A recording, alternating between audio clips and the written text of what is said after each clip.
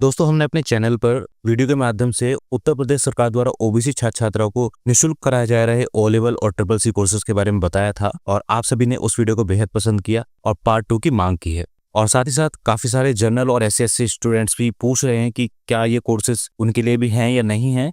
वो भी मैं बताऊंगा दोस्तों आपको इस वीडियो में आगे कि आपके लिए ये कोर्सेज हैं या कोई और कोर्सेज हैं। और साथ ही साथ जो इस कोर्स को करने की रजिस्ट्रेशन की पूरी प्रोसेस है वो आपको समझाऊंगा। बेहद ध्यान से दोस्तों समझिएगा वीडियो को और अंत तक देखिएगा। और इसी तरह की ज्ञानवर्धक वीडियोस के लिए हमारे चैनल को तुरंत सब्सक्राइब कर लें और बेल आइकन के बटन को दबा के ऑल पर सेट करना बिल्कुल ना भूलें, ताकि हमारे आगे आने वाली सभी वीडियोस की नोटिफिकेशन आपको मिलती रहे। तो चलिए दोस्तों शुरू करते हैं बिना किसी देरी के।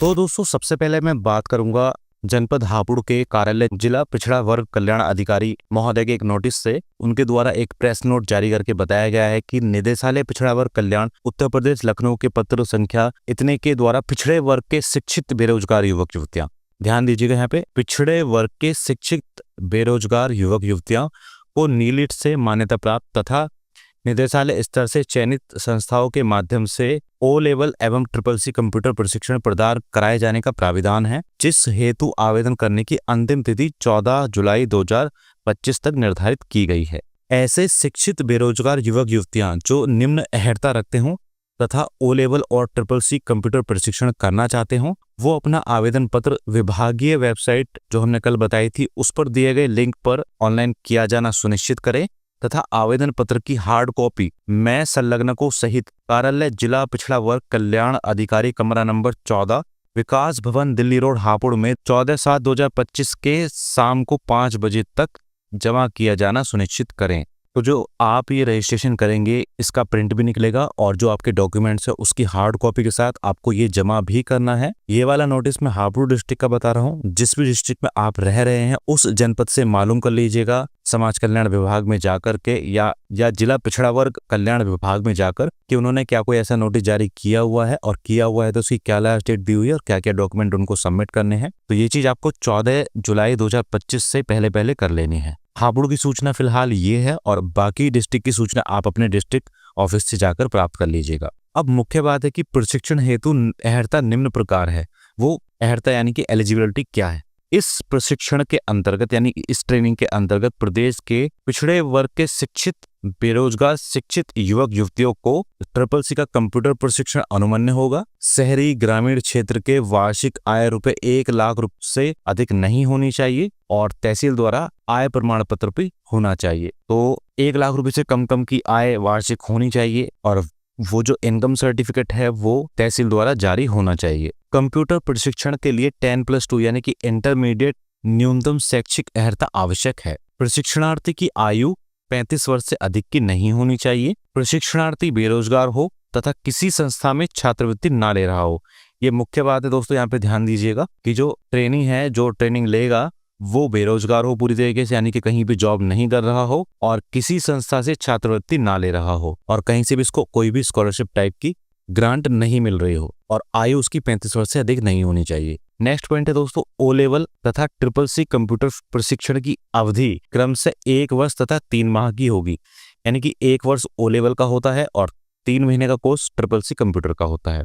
फ्री स्कीम में प्रतिभाग करने के लिए आपको यानी कि युवक युवतियों को पिछड़ी जाति का होना अनिवार्य है और तहसील द्वारा जारी जाति प्रमाण पत्र संलग्न करना अनिवार्य है।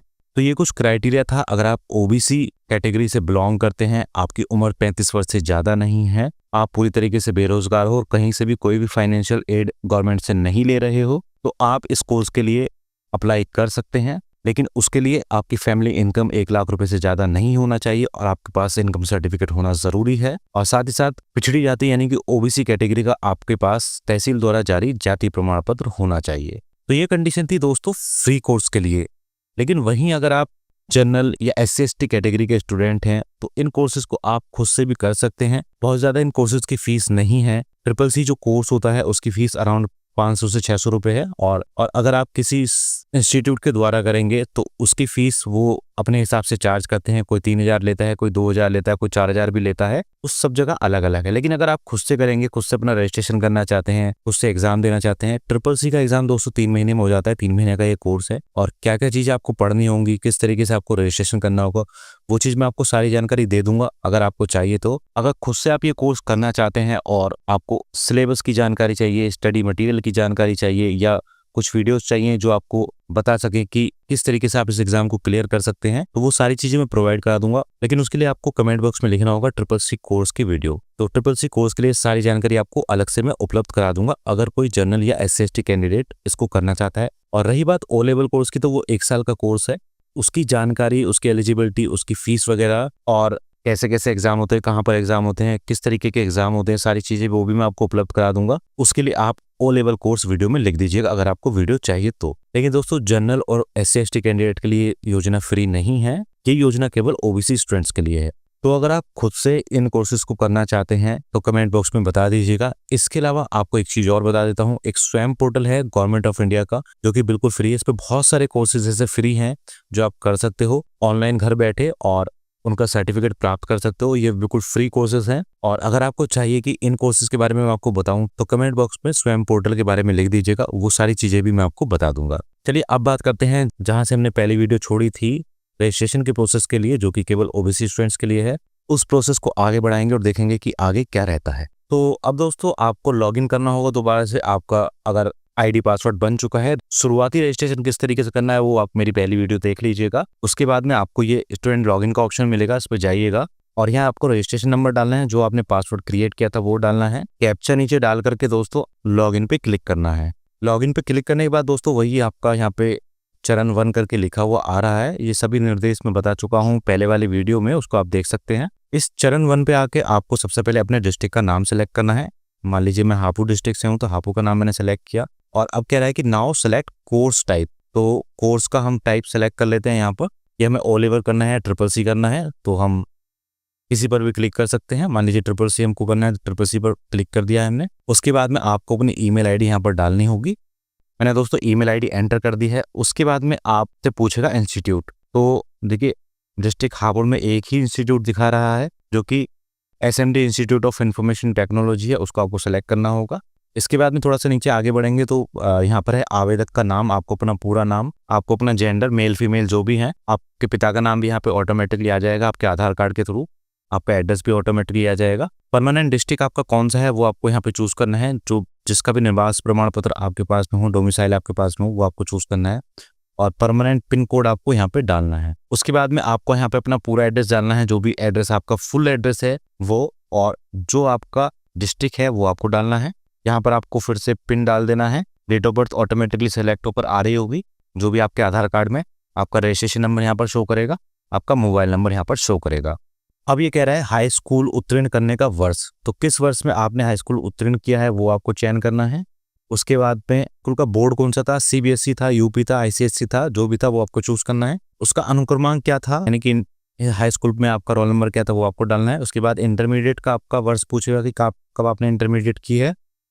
इंटरमीडिएट का बोर्ड आपसे पूछेगा, उसका रोल नंबर आपसे पूछेगा इंटरमीडिएट का, और कितने मार्क्स आपको इंटरमीडिएट में मिले वो पूछेगा, और कितने में से मिले वो पूछेगा। इसको डालते ही रिडायरेक्ट हो जाएगा, ऑटोमेटिकली आपकी परसेंटेज काउंट होकर यहाँ पे आ जाएगी। इसके बाद में पूछेगा आपसे जाति प्रमाण पत्र का आवेदन क्रमांक, वो आपको अपने इनकम सर्टिफिकेट के ऊपर आवेदन क्रमांक करके लिखा मिल जाएगा, और जाति प्रमाण पत्र संख्या भी साथ में ही लिखी मिल जाएगी, जो भी आपकी है वो आप लिखेंगे। उसके बाद में यहाँ आप कैप्चा डालेंगे और गेट कास्ट डिटेल पे क्लिक करेंगे तो जो आपका जाति प्रमाण पत्र है उसकी डिटेल्स यूपी गवर्नमेंट की वेबसाइट से फैच होगी और आपका डेटा यहाँ पर खुलकर आ जाएगा नीचे। इसके बाद में आपको यहाँ पर आवेदक की जाति सेलेक्ट करनी होगी, हिंदू OBC हैं या अल्पसंख्यक OBC हैं। अल्पसंख्यक में मुस्लिम, सिख, ईसाई, बौद्ध, जैन, ये सभी लोग आते हैं, लेकिन अल्पसंख्यक OBC वो होने चाहिए, OBC का सर्टिफिकेट भी उनके पास में होना चाहिए। उसके बाद उपजाति इसमें आप लिख सकते हैं जो भी आपकी उपजाति है, और यहाँ पे क्लिक होता है तो फिलहाल ये क्लिकेबल नहीं है, तो यहाँ पे कोई लिखने के लिए नहीं आ रहा है। मेरे ख्याल से जब आप ये अपना पैच कर लेंगे कास्ट सर्टिफिकेट तो उसके बाद यहाँ पर अपने आप ही आ जाएगा। उसके बाद आपको इनकम सर्टिफिकेट का प्रमाण पत्र का नंबर डालना है और उसका क्रमांक डालना है। वो भी चीज़ आपको इजीली इनकम सर्टिफिकेट में मिल जाएंगी लिखी हुई, और उसकी डिटेल यहाँ से फैच कर लेनी है, फिर वो यहाँ पे सारी चीज़ें आ जाएंगी। उसके बाद आपको यहाँ पे अपनी इनकम लिखनी है, सभी स्रोतों से कितने रुपए है, हो सकता है ऑटोमेटिक भी आ जाए जब आप फैच कर लेंगे, और उसके जारी होने की तिथि भी ऑटोमेटिकली आ जाएगी, क्योंकि यहाँ पर अभी क्लिक करने का ऑप्शन नहीं आ रहा है, वो फैच करने पर आएगा। मेरे पास कोई वैलिड डॉक्यूमेंट ऐसा है नहीं, तो मैं उसको कर नहीं सकता। इसके बाद में आपको अपनी जाति प्रमाण पत्र का PDF अपलोड करनी है, जो कि 50 KB से ज़्यादा की नहीं होनी चाहिए। इसी तरीके से इनकम सर्टिफिकेट की PDF अपलोड करनी है, जो कि 50 KB से ज़्यादा की नहीं होनी चाहिए। और आपको अपना फोटो अपलोड करना है बिल्कुल क्लियर, वो भी 50 KB से ज़्यादा नहीं होना चाहिए, और वो JPG फॉर्मेट यानी फोटो फॉर्मेट में होना चाहिए। और साथ ही साथ इंटरमीडिएट की मार्कशीट भी आपको अपलोड करनी है, वो भी 50 KB से ज़्यादा की नहीं होनी चाहिए और PDF फॉर्मेट में होनी चाहिए। यहाँ पे दोस्तों सारी चीज़ें लिखी हैं, कौन किस फॉर्मेट में आपको चाहिए। इसको करने के बाद आप सेव भी कर सकते हैं बाद में लॉक करने के लिए, और हाथों हाथ आप फाइनल लॉक भी कर सकते हैं। फाइनल लॉक होने के बाद में दोस्तों आपके पास में संभवतः एक PDF डाउनलोड होके आएगी। उस PDF को आपको डाउनलोड करना है, प्रिंट आउट निकालना है, और अपने सभी शैक्षिक दस्तावेजों और आय प्रमाण पत्र, जाति प्रमाण पत्र, आधार कार्ड सभी को उस फॉर्म के साथ अटैच करके और उस पर अपने हस्ताक्षर करके सभी चीज़ों पर डिस्ट्रिक्ट के उस ऑफिस में जमा करना होगा जहाँ पर वो मांगा गया है। जैसे हापुड़ की अगर आपको बात बताऊँ तो हापुड़ में आपको कमरा नंबर 14 है, जिला पिछड़ा वर्ग कल्याण अधिकारी, कमरा नंबर 14, विकास भवन, दिल्ली रोड, हापुड़। विकास भवन DM ऑफिस के पास में है, वहाँ पर आपको मिल जाएगा, तो वहाँ पर आप जाकर आप इसको जमा कर सकते हैं। और कंडीशंस मैंने ऑलरेडी आपको बता दी, इन कंडीशंस को अगर आप पूरा कर रहे हैं तो ही आप इस फ्री वाले फॉर्म को भर पाएंगे और इसको जमा कर पाएंगे। तो ये थी दोस्तों समझ जानकारी OBC स्टूडेंट्स के लिए फ्री में O लेवल और ट्रिपल C कोर्सेज के लिए। और SC/ST कैंडिडेट अगर आप करना चाहते हैं कोर्स को और अपने पैसे से करना चाहते हैं तो बता दीजिएगा, उसके अलग से वीडियो में आपको बता दूंगा, सारी प्रोसेस आपको समझा दूंगा। बहुत ज़्यादा इसमें खर्चा नहीं है, इतना खर्चा आप अपने बाकी शौक पूरे करने के लिए कर देते होंगे ईजिली, घूमने फिरने में और चीज़ों में। बात कड़वी है लेकिन सच है। लेकिन अगर आपको वास्तव में ही कोई योग्यता ग्रहण करनी है तो आपको फ्री कोर्सेज के लिए क्यों जाना है, जबकि वो कोर्सेज इतने महंगे हैं भी नहीं। तो आसानी से आप इन कोर्सेज को कर सकते हैं, कोई भी कास्ट का स्टूडेंट हो। मन में दोस्तों जज्बा चाहिए होता है किसी भी चीज़ को करने के लिए।